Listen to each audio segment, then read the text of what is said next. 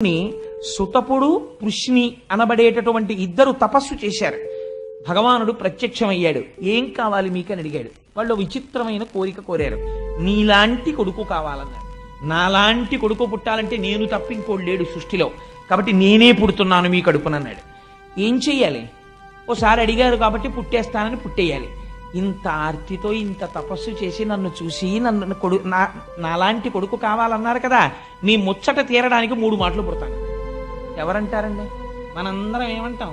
ఇంత జ్ఞానం వస్తే ఇంకా మాకు జన్మొద్దు, మము పర్దేహో జన్మ జన్మాంతరేషు, ఇంకా నాకు జన్మొద్దు, ఇంకా నాకు జన్మొద్దు అంటాం.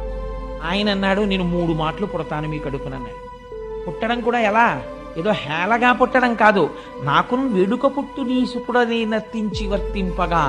అమ్మా, నీ కడుపులోంచి బయటికి వచ్చి నీ కొడుకుని అనిపించుకుని ఆడుకుని నీ ఒళ్ళో పడుకుని నీ పాలు తాగి అజ్ఞానంతో ఉన్న పిల్లవాడు ప్రవర్తించినట్టు ప్రవర్తించి నువ్వు ఇలా చేయి పట్టుకుని హాయ్ కృష్ణ అని ఇలా వేలు చూపిస్తే బెంగ పెట్టేసుకుని ఏడుస్తూ నించోవాలమ్మా. అలా కోరికగా ఉంది, అలా పుడతానమ్మా.